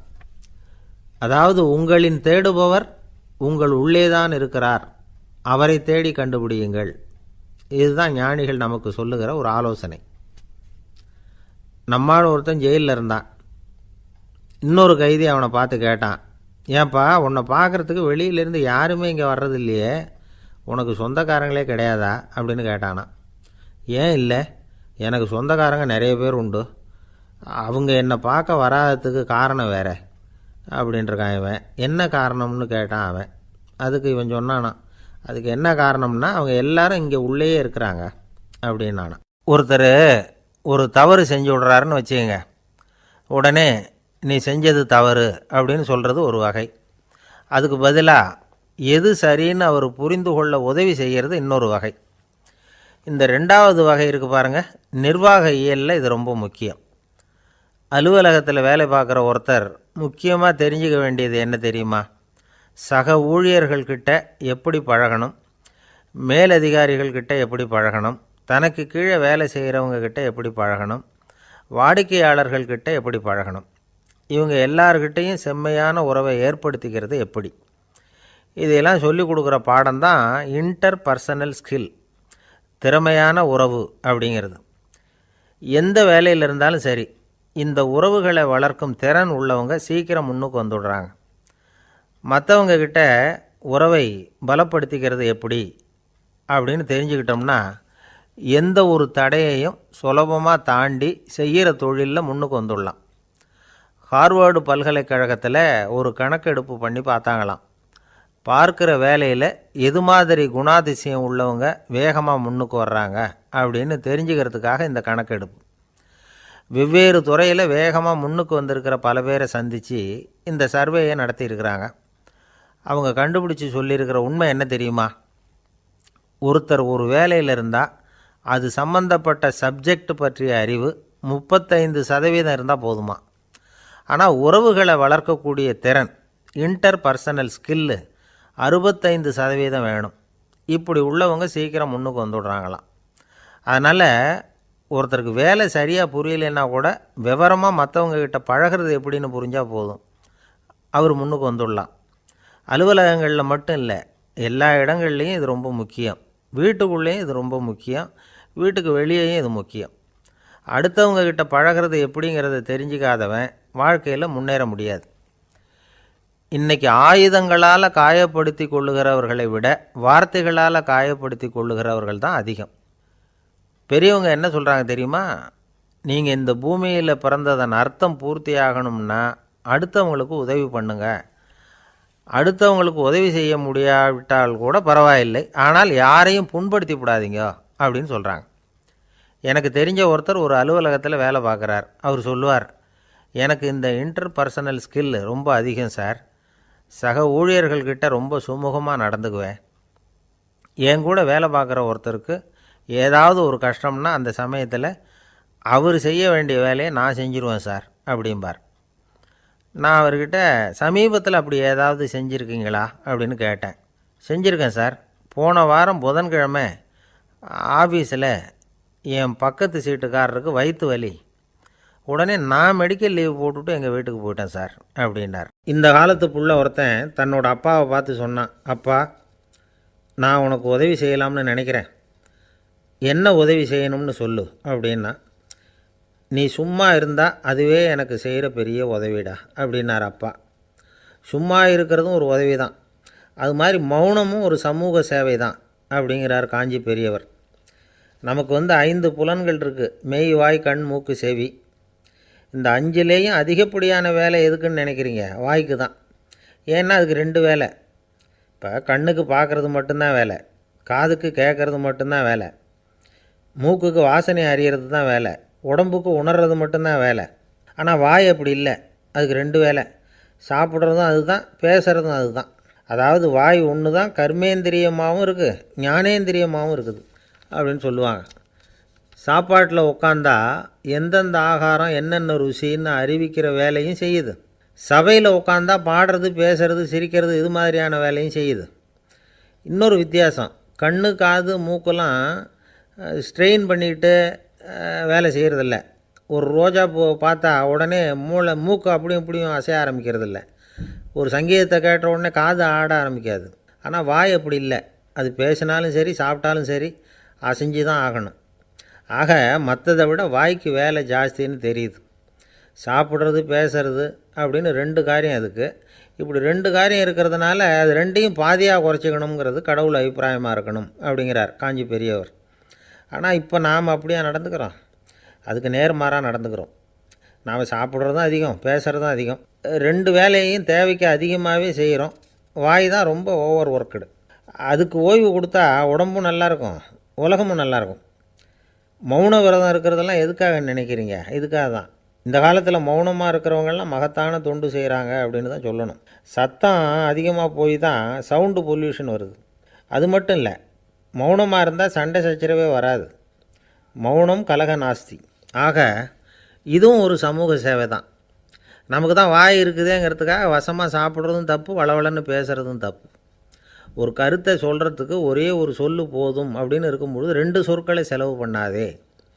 எவ்வளவு சொன்னாலும் அதனால் ஒரு பயனும் விளையாது அப்படின்னு தெரிய வருமேயானால் அந்த ஒரு சொல்லையும் விரயம் பண்ணாதே அப்படிங்கிறார் ஒரு அறிஞர். எல்லா குணங்கள்லேயும் மௌனம்தான் சிறந்தது அப்படிங்கிறார் ஒருத்தர். மௌனமாக இருக்கிறது மூலமாக மற்றவர்கள் குறைகளை நம்மால் தெரிஞ்சிக்க முடியும். அதே சமயத்தில் நம்மக்கிட்ட இருக்கிற குறைகளை மற்றவங்களுக்கு தெரியாமல் மறைச்சிக்கவும் முடியுங்கிறார் அவர். உண்மைதானே? ஒரு பெரிய மேடை பேச்சாளர், பொது வாழ்க்கையில் 25 வருஷ காலமாக ஈடுபட்டிருக்கிறவர். அவர் மனைவி ஒரு நாள் சொன்னாங்க, எங்கள் வீட்டுக்காரர் 25 வருஷ காலமாக பொது வாழ்வில் ஈடுபட்டிருந்தா கூட இந்த மாதம் 10ஆம் தேதியிலேருந்து தான் மக்களுக்கு சேவை செய்ய ஆரம்பிச்சிருக்கார் அப்படின்னு நாங்கள் ரொம்ப பெருமையாக. 10ஆம் தேதிக்கு அப்படி என்ன விசேஷம் அப்படின்னு கேட்டோம். அன்னையிலேருந்து தான் அவர் மேடையில் பேசுகிறத நிறுத்தினார் அப்படின்னாங்க அந்த அம்மா. ஒரு மனுஷனுக்கு 3 விதத்தில் கர்வம் உண்டாகிறதுக்கு வாய்ப்பு உண்டு. பணம், பதவி, புகழ். பணம் அதிகமாக வந்தால் கர்வம் வரலாம். பதவி பெருசாக வந்துட்டுதுன்னா கர்வம் வரலாம். புகழ் அதிகமாக போனாலும் கர்வம் வரலாம். இந்த 3 வகையான கர்வத்துக்கும் இடம் கொடுக்காமல் இருக்கிறாங்க பாருங்கள், அவங்க தான் சிறந்த மனிதர்கள். ஒரு பெரிய பொறுப்பில் இருக்கிறவங்களுக்கு கர்வம் வந்துடக்கூடாது. அப்படி வந்துட்டுதுன்னா அது எல்லாருக்கும் இடைஞ்சல். ஒரு ராஜா இருந்தார். அவர் ஒரு நாள் தன்னுடைய தலைநகரத்தை சுற்றி வந்துக்கிட்டு இருந்தார். ஒரு இடத்துல ஒரு அழகான நிலத்தை பார்த்தார். ஆஹா, இந்த இடத்துல நமக்குன்னு ஒரு மாளிகையை கட்டினா எவ்வளோ நல்லாயிருக்கும் அப்படின்னு நினச்சார். ராஜா நினச்சா அது முடியாத காரியமா? சரி, இந்த நிலம் யாருக்கு சொந்தம்னு விசாரிங்க அப்படின்னார் பக்கத்தில் இருந்தவங்கக்கிட்ட. அவங்கெல்லாம் ஓடி போய் விசாரித்தாங்க. அந்த இடம் ஒரு வயசான கிழவிக்கு சொந்தம், வயசான அம்மாவுக்கு சொந்தமாக. அந்த அம்மா தான் அதில் ஒரு குடிசையை போட்டு குடியிருந்துகிட்டு இருக்கிறாங்க. சரி, அந்த நிலத்துக்கு ஒரு விலையை நிர்ணயம் பண்ணி அதை அந்த வயசான அம்மாக்கிட்ட கொடுத்துருங்கோ அப்படின்னு உத்தரவு போட்டார் ராஜா. ஆனால் அந்த அம்மா, இது எங்கள் பூர்வீக இடம், இதை விற்க மாட்டேன் அப்படின்னு சொல்லிவிட்டுது. சரி, 2 பங்கு விலை கொடுக்குறோம்னு சொல்லி பாருங்க அப்படின்னாங்க. அப்படியே சொன்னாங்க அரண்மனை ஆட்கள். அதுக்கும் சம்மதிக்கலை அந்த அம்மா. இதை கேள்விப்பட்டதும் ராஜாவுக்கு கோபம் வந்துட்டுது. தன்னுடைய ஆளுங்களை கூப்பிட்டார். போய் அந்த குடிசையை பிரித்து எறிங்க, காசெல்லாம் ஒன்றும் கொடுக்காதீங்க அப்படின்னு கத்தினார். அவ்வளோதான். அடுத்த நிமிஷம் அரண்மனை ஆசாமிகள் போனாங்க, குடிசையை பிரித்து எரிஞ்சாங்க. அந்த வயசான அம்மா இருக்குது, அதுவும் அந்த இடத்த விட்டு துரத்தி விட்டாங்க. அந்த இடத்துல ஒரு அரச மாளிகையை கட்டி முடிச்சிட்டாங்க. அந்த வயசான அம்மா பாவம், ராஜாவே இப்படி பண்ணால் யார்கிட்ட போய் முறையிட முடியும்? ஒரு ஞானி இருந்தார், அவர்கிட்ட போய் சொன்னாங்க. அவர் இவங்க சொன்னதை கேட்டு மனசில் வச்சுக்கிட்டார். ஒரு நாள் அந்த ராஜாவே இந்த ஞானியை கூப்பிட்டார். புதுசாக ஒரு மாளிகை கட்டியிருக்கிறேன், வந்து பாருங்கன்னு. சரின்னு சொல்லி இந்த பெரியவர் ஒரு நாள் அந்த மாளிகைக்கு போனார். சும்மா போகல, ஒரு கழுதையையும் ஓட்டிகிட்டு போனார். கொஞ்சம் சாக்குகள், வெத்து சாக்கு, அதையும் எடுத்து கழுதை முதுகில் போட்டு கழுதையை ஓட்டிகிட்டு போகிறார். ராஜா பார்த்தார். அவருக்கு இது ஆச்சரியமாக இருந்தது. என்ன இது, மாளிகைக்கு வந்துட்டு போங்கன்னு கூப்பிட்டா கழுதை சாக்கு இதெல்லாம் கொண்டு வராரே, ஒன்றும் புரியலையேன்னு நினச்சார். எதுக்காக இதெல்லாம்னு கேட்டார். அரசருடைய தோட்டத்திலேருந்து கொஞ்சம் மண் எடுத்துகிட்டு போகிறதுக்கு ஆசைப்படுறேன், அதுக்கு நீங்கள் அனுமதி கொடுக்கணும் அப்படின்னாரு இவர். இது என்ன வேடிக்கையான கோரிக்கையாக இருக்குது அப்படின்னு நினச்சார் ராஜா. இருந்தாலும் மண்ணு தானே கேட்குறாரு, எடுத்துகிட்டு போகட்டுமே அப்படின்னு நினச்சார். சரி, நான் அனுமதி கொடுத்தார். அந்த பெரியவர் தோட்டத்துக்கு போனார், மண்ணை வெட்டினார், சாக்கில் போட்டு நிரப்புனார். ராஜாவை கொஞ்சம் கிட்ட வாங்கன்னு கூப்பிட்டார். இந்த மண் மூட்டையை தூக்கி கழுதையோட முதுகில் வைக்கணும், கொஞ்சம் உதவி பண்ணுங்கன்னார். ஓ, பண்ணுறேனே அப்படின்னு சொல்லி ராஜா கிட்ட போனார். மூட்டையை தூக்கி பார்க்குறாரு, முடியல, திணறி போட்டார். இப்போ அந்த ஞானி பேசினாராம். அரசே, இந்த ஒரு சாக்கு மண்ணையே உங்களால் தூக்க முடியல, அந்த கிழவிகிட்ட இருந்து அந்த அக்கிரமமாக அபகரித்த இந்த தோட்டம் பூராவையும் சுமக்கணும்னு ஆசைப்படுறீங்களே, அது உங்களால் முடியுமா அப்படின்னு கேட்டாராம். ராஜா யோசனை பண்ண ஆரம்பித்தார். தன்னுடைய செயலுக்காக வருத்தப்பட்டாராம். அந்த வயசான அம்மாவை உடனடியாக வரவழைச்சார். தாயே, தப்பு பண்ணிட்டேன், என்னை மன்னிச்சுக்குங்க, இன்னையிலேருந்து இந்த மாளிகையும் தோட்டமும் உங்களுக்கு தான் சொந்தம் அப்படின்னு சொல்லிவிட்டாராம். போகிறப்ப இந்த உலகத்திலேருந்து என்னத்தை எடுத்துகிட்டு போக போகிறோம், அதனால் ரொம்பவும் அலட்டிக்க வேண்டியதில்லை, கர்வப்பட வேண்டியதில்லை அப்படிங்கிறது ஒரு பெரிய உபதேசம். ஒரு பெரிய மனுஷன் சாக கிடந்தார், ரொம்பவும் அழுதார். ஏன் அழறீங்க அப்படின்னு கேட்டாங்க சுற்றி இருந்தவங்க. நான் சாகிறதுக்காக கவலைப்படலை, நான் நம்ம ஜனங்களுக்காக எவ்வளவோ காரியம்லாம் செஞ்சுக்கிட்டு வந்தேன். நான் செஞ்சுக்கிட்டு வந்த சேவையை இனிமேல் யார் செய்ய போகிறாங்க, அது யாரால் முடியும், அதை நினச்சி தான் அழறேன் அப்படின்னாராம். ஒருத்தர் முன்னாடி வந்தார். அதுக்காக நீங்கள் கவலைப்படாதீங்க, உங்கள் சேவையை தொடர்ந்து செய்கிறதுக்கு என்ன மாதிரி இளைஞர் பட்டாலும் தயாராக இருக்குது, இருந்தாலும் எங்கள் கவலை என்னென்னா அப்படின்னு இழுத்தார். என்ன சொல்லுங்கன்னு கேட்டார் அவர். நீங்கள் இது வரைக்கும் என்ன சேவை செஞ்சுக்கிட்டு வந்தீங்க, அதுதான் எங்களுக்கு இன்னமும் புரியாத புதிராக இருக்குது அப்படின்னாராம் அவர். ஒருத்தர் முகத்தை தொங்க போட்டுக்கிட்டு ஒரு மாதிரியாக வந்தார். என்ன விஷயம்னு விசாரித்தேன். என்னுடைய நண்பன் ஒருத்தங்கிட்ட கருத்து வேறுபாடு, இனிமேல் நமக்குள்ளே எந்த சம்மந்தமும் வேணாம்னு நட்பை முறிச்சிட்டு வந்துட்டேன்னா. நண்பர்கள்னு இருந்தால் கருத்து வேறுபாடு வரத்தான் செய்யும்னு. கருத்து வேறுபாடு வராமல் இருக்கிறதுக்கு ஏதாவது வழி உண்டா அப்படின்னு கேட்டாங்க. அதை பற்றி நிபுணர்கள் சில யோசனைகளை சொல்லியிருக்கிறாங்கன்னு. முதல் விஷயம் என்னென்னா, உங்கள் நண்பனுக்கு ஒரு செய்தி சொல்லணும்னா அதை நீங்களே நேரடியாக சொல்லுங்கள், அல்லது உங்கள் கைப்பட கடிதம் எழுதுங்க. அதாவது நேரடி தொடர்பு முக்கியம். அதை விட்டுட்டு இன்னொருத்தர் மூலமாக நண்பர்களுக்கு செய்தி அனுப்புனா நீங்கள் சொல்கிற செய்தி அப்படியே போய் சேராது, அது சேதமாயிடும். கூட்டி குறைச்சி சொல்லிவிடுவாங்க, அது குழப்பத்தில் கொண்டாந்து விட்டுரும். இது ஒரு யோசனை. ரெண்டாவது யோசனை என்னென்னா, நீங்கள் ஒரு நல்ல காரியத்தை செய்யும் பொழுது உங்கள் நண்பரையும் சேர்த்துக்குங்க, அவருக்கும் அதில் ஒரு ஈடுபாட்டை உருவாக்குங்க. மூணாவது யோசனை, நம்ம பக்கத்தில் இருக்கிற நண்பர் மகிழ்ச்சி அடைகிற மாதிரி ஏதாவது செய்யணும்.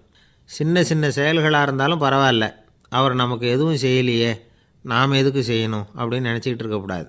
நாலாவது யோசனை என்னென்னா, உங்களுக்கு ஒரு பிரச்சனையா அல்லது உங்கள் நண்பருக்கு ஒரு பிரச்சனையா, எதுவாக இருந்தாலும் 2 பேரும் சேர்ந்து உட்காந்து ஆலோசனை பண்ணுங்கள். நம்ம யோசனையும் கேட்கப்படுதே அப்படிங்கிற நினைப்பே அவருக்கு ஒரு மன நிறைவை உண்டாக்குமா. 5வது யோசனை, உங்கள் நண்பர் ஏதோ ஒரு காரியத்தை செய்கிறார், நீங்கள் உடனே அவசரப்பட்டு நீ செய்கிறது தப்புன்னு தீர்ப்பு சொல்லக்கூடாது. அவர் அதை செய்கிறதுக்கான நியாயங்கள் எவ்வளவோ இருக்கும், அதை புரிஞ்சுக்கிறதுக்கு முயற்சி பண்ணணும். 6வது யோசனை, உங்கள் நண்பர் என்ன சொன்னாலும் அதை பொறுமையாக கேளுங்க. அவர் சொல்கிறத புரிஞ்சுக்கணும், அவர் சொல்ல விரும்புகிறத புரிஞ்சுக்கணும், அவர் சொல்ல முடியாமல் தவிக்கிறதையும் புரிஞ்சுக்கணும். இப்படி 3 விதமாகவும் அவரை புரிஞ்சுக்கிட்டு அதுக்கு தகுந்த மாதிரி செயல்படணும். 7வது யோசனை என்னென்னா, உங்கள் நண்பர் உங்ககிட்ட ஏதோ ஒரு கருத்தை சொல்கிறார், அது உங்களுக்கு பிடிக்கல, அதுக்காக உடனே நீ சொல்கிறது சரியில்லை, நான் ஒத்துக்க மாட்டேன் அப்படின்லாம் மறுத்துக்கிட்டு இருக்கக்கூடாது. அவர் சொல்கிறத கேட்கணும், பொறுமையாக சிந்திக்கணும், அதுக்கப்புறம் பதில் சொல்லணும். இப்படிலாம் நடந்துக்கிட்டால் நண்பர்களுக்குள்ள கருத்து வேறுபாடு வர்றதுக்கு வாய்ப்பே இருக்காது அப்படின்னு வல்லுநர்கள் தொகுத்து சொல்லியிருக்கிறாங்க இந்த யோசனைகளை. எனக்கு தெரிஞ்ச சில நண்பர்கள் உண்டு, அவங்களுக்குள்ளேயும் கருத்து வேறுபாடுகள் வராமல் இருக்கிறதுக்கு சில நுட்பங்களை கையாளுறது உண்டு. ஒருத்தர் சொன்னார், அந்த டாக்டர் சின்ன வயசுலேருந்து என் கூட பழகினவர், நாங்கள் 2 பேரும் இணை பிரியாத நண்பர்கள், இருந்தாலும் எனக்கு உடம்பு சரியில்லைன்னா நான் அவர்கிட்ட வைத்தியம் பார்த்துக்க மாட்டேன் அப்படின்னார் ஒருத்தர். ஏன் அப்படின்னு கேட்டேன். எங்கள் நட்பு கெட்டுப்போடக்கூடாது இல்லையா, அதனால தான் அப்படின்னார் இவர். ஆஃபீஸை முடிஞ்சு வீட்டுக்கு போகிற சமயத்தில் ஒருத்தர் கடைக்கு போய் ஸ்வீட் வாங்கினார். சரி, வீட்டுக்கு பிள்ளைங்களுக்கு தான் வாங்கிட்டு போகிறார் அப்படின்னு மற்றவங்க நினச்சாங்க. அவர் அப்படி செய்யலை. அந்த இடத்துலையே பொட்டலத்தை பிரித்தார்.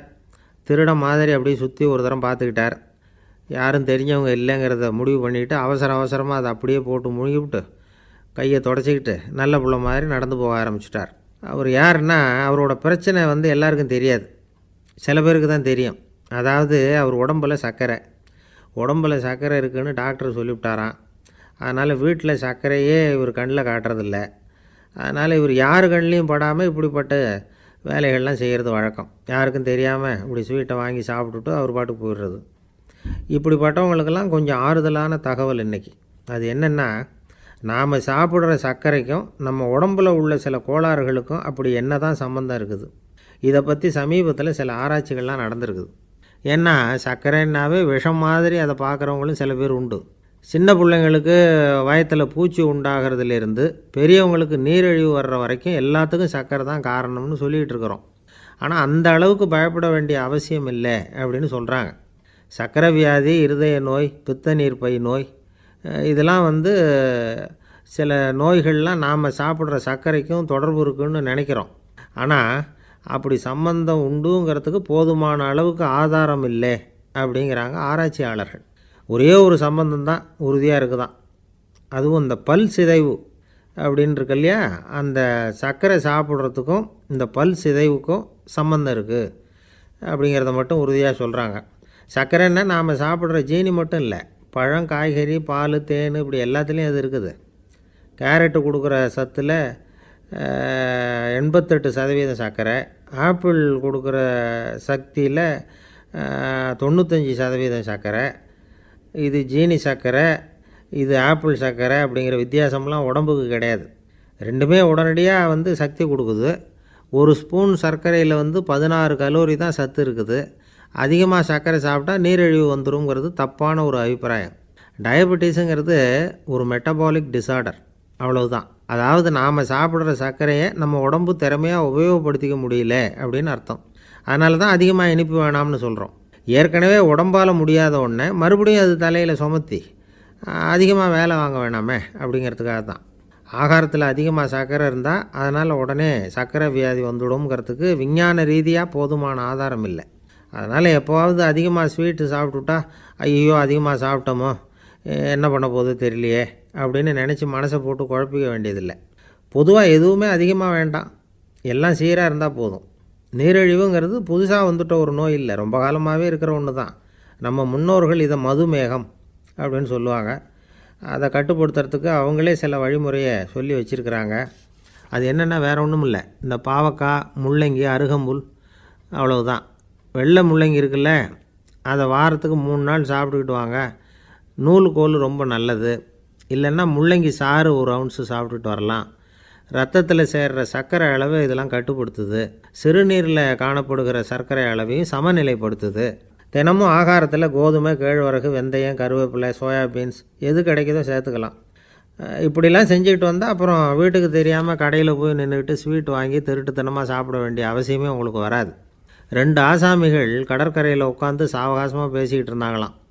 ஒருத்தர் சொன்னார், இன்னொருத்தருக்கு தெரியாமல் ஸ்வீட்டு சாப்பிட்றதே எப்பவும் இடைஞ்சல் தான் சார். நேற்றுக்கு பாருங்கள் அப்படி தான் சாப்பிட்டுக்கிட்டு இருந்தேன், வீட்டுக்காரி கண்ணில் போட்டுவிட்டுது, அதுக்கப்புறம் ஒரே ரகலையாக போச்சு அப்படின்னாராம். எனக்கு கூட அப்படி தான் சார் ஆகிட்டுது, ஒரே ரகலை அப்படின்னாராம் இன்னொருத்தர். நீங்கள் சாப்பிட்டதும் உங்கள் வீட்டுக்காரங்க கண்ணில் போட்டுவிட்டுதா சார் அப்படின்னு கேட்டிருக்கார் இவர். அதுக்கு அவர் சொன்னாராம், அப்படி இல்லை சார், கடைக்காரர் கண்ணில் போட்டுவிட்டுதோ, நான் அவருக்கு தெரியாமல் அந்த ஸ்வீட்டை அவர் கடையிலேருந்து எடுத்திருந்தேன் அப்படின்னு விளக்கம் கொடுத்தாராம் இந்த ஆள். ஒருத்தன் எப்படி நடந்துக்கிறாங்கிறத வச்சு தான் அந்த ஆள் எப்படிங்கிறத நாம் முடிவு பண்ணுறோம். ஆளுமைன்னு சொல்கிறோம்ல, அதுக்கு சூழ்நிலைகளை ஆளுகின்ற தன்மை அப்படின்னு விளக்கம் கொடுக்குறார் ஒரு உளவியல் நிபுணர். சரி, ஒரு மனிதனுடைய ஆளுமையை உருவாக்குகிற விஷயங்கள் என்னென்ன? பிறப்பு, வளர்க்கப்பட்ட விதம், படிப்பு, நண்பர்கள், சமுதாயம், இப்படி நிறைய உண்டு. ஆளுமையின் அடிப்படையில் சில மனநோய்கள் உண்டாகுது. அதெல்லாம் என்னென்னங்கிறத தெரிஞ்சு வச்சுக்கிட்டோம்னா நம்ம கூட இருக்கிறவங்கள அடையாளம் கண்டுபிடிக்கிறதுக்கு அது ரொம்ப உபயோகமாக இருக்கும். ஃப்ரெனாய்டு ஆளுமை அப்படின்னு ஒன்று. இந்த கோளாறு உள்ளவங்க எப்படி இருப்பாங்க தெரியுமா? அதிக உணர்ச்சி, சந்தேகம், பொறாமை இதெல்லாம் அதிகமாக இருக்கும். வளைஞ்சு கொடுக்க மாட்டாங்க. அடுத்தவங்களோட இணக்கமான உறவு இருக்காது. அவங்க செய்கிற தப்புக்கெல்லாம் அடுத்தவங்களை குறை சொல்லிகிட்டு இருப்பாங்க. இது ஒரு ரகம். அடுத்தது ஸ்கிசாய்டு ஆளுமை அப்படின்னு சொல்கிறாங்க. இந்த கோளாறு உள்ளவங்க அடுத்தவங்களோட பழக கூச்சப்படுவாங்க. சின்ன வயசுலேயே இது ஆரம்பமாயிடுது. பகல் கனவுலேயே சஞ்சரிப்பாங்க. அவங்களுடைய விரோதம், கோபம் இதை கூட வெளியில் காட்டிக்க முடியாமல் இருப்பாங்க. இவங்களுக்கு அகமுகம், பிரச்சனைகள்லேருந்து ஒதுங்கி எதுலேயும் ஈடுபாடு இல்லாதவங்களாக இருப்பாங்க. இப்படி ஒரு ரகம். அடுத்தது சைக்ளோதமிக் ஆளுமை அப்படின்னு சொல்கிறாங்க. அது என்னென்னா உணர்ச்சிகளில் ஏற்றத்தாழ்வு அதிகமாக இருக்குமா. சில சமயம் பார்த்தா மகிழ்ச்சியாக இருப்பாங்க, சில சமயம் சோகமாக உட்காந்துருப்பாங்க. அவங்க மனநிலைக்கு தகுந்த மாதிரி சமூக நிகழ்ச்சிகளில் பங்கெடுத்துக்குவாங்க. இன்னொரு வகை என்னென்னா எண்ணப்பீடிகை ஆளுமை அப்படின்னு பேர் வச்சுருக்கிறாங்க. அதுக்கு இவங்களுக்கெல்லாம் கரெக்டாக இருக்கணும், எல்லாம் சட்டத்திட்டம் எதுலேயும் ஒரு ஒழுங்குமுறை, இப்படி எதிர்பார்க்குற மனோபாவம். இவங்க எதிர்பார்ப்புக்கும் வரன்முறைக்கும் மற்றவங்க கட்டுப்படணும்னு நினைப்பாங்க. இந்த நிலைமை நீடித்தா என்ன ஆகும் தெரியுமா? அலைக்கழிக்கிற எண்ணங்கள் திரும்ப திரும்ப ஒரே செயலை செய்ய தூண்டுற மன தளர்ச்சிக்கு ஆளாயிடுறாங்க. அடுத்தது ஹிஸ்டீரியா ஆளுமை. சின்ன விஷயத்தையெல்லாம் பெருசுப்படுத்தி நாடகமாக்குற நடிகர்கள் இவங்க. உணர்ச்சி அதிகம் உள்ளவங்க. இவங்க மன எழுச்சியில் பக்குவமின்மை, குழந்தைத்தனம், முதிர்ச்சியின்மை எல்லாம் இருக்கும். தன்னலம் மிக்க குணம், பிறர் தன்னை மட்டுமே கவனிக்கணும்னு நினச்சி செயல்படுறது, இதெல்லாம் இவங்க அடையாளம். அடுத்த ரகம் எப்படின்னா வளர்ச்சியற்ற ஆளுமைன்னு சொல்கிறாங்க. அடுத்தவங்களோட இணங்கி போக முடியாதவங்க, அறிவு, மன எழுச்சி, சமூக உறவு இதில் எல்லாம் போதுமான வளர்ச்சியையும் நிறைவையும் பெற முடியாதவங்க. இவங்களால் வாழ்க்கையில் முன்னேற முடியாது. பிச்சைக்காரங்க, குற்றவாளிகள் இவங்ககிட்டெல்லாம் இது மாதிரியான ஆளுமை அதிகமாக இருக்குமா. அடுத்தது என்னென்னா சோர்வுடைய ஆளுமை. எதுலேயும் உற்சாகம் இல்லாமல் சோர்ந்து போயிருப்பாங்க. அதுக்கெல்லாம் நமக்கு வலிமை இல்லைப்பா அப்படின்னு சொல்லிகிட்டு இருப்பாங்க. சின்ன விஷயங்களுக்கெல்லாம் அதிர்ச்சி அடையிறது, வாழ்வின் சுவையை அனுபவிக்க முடியாதவங்க. இன்னொரு ரகம் இது கொதித்தெழும் ஆளுமைங்கிறாங்க. எதுக்கு எடுத்தாலும் ஆத்திரம், குரோதம், வன் செயல் இதிலெல்லாம் ஈடுபாடு இப்படி உள்ளவங்க. நத்தை வகை ஆளுமை அப்படின்னு ஒன்று. அடுத்தவங்க மேலே விரோதம் இருக்கும், அடிக்கணுங்கிற எண்ணம் இருக்கும். ஆனால் அதை அப்படியே வெளியில் காட்டாமல் அதே சமயம் அமைதியான முறையில் வெறுப்பை வெளிக்காட்டுற ரகம். இவங்கெல்லாம் பேசாமல் கம்முன்னு இருந்துக்கிட்டே நினச்சதை நிறைவேற்றிக்கிடுவாங்க. முன்ஜாக்கிரதை ஆளுமை அப்படின்னு ஒரு ரகமாக. பாதுகாப்பின்மை, சந்தேகம், முழுமையின்மை, அறவேக்காட்டுத்தனம் இந்த மனப்போக்கு அதிகமாக இருக்கிறதுனால அகம்பாவம், புடிவாதம், எச்சரிக்கை எல்லாம் அளவுக்கு மீறி இருக்கும். இதுவரைக்கும் நாம் பேசிக்கிட்டு இருந்த ஆளுமை பண்புகள் அளவுக்கு அதிகமாக போயிட்டுதுன்னா ஆளுமை கோளாறுகள் ஏற்படும்.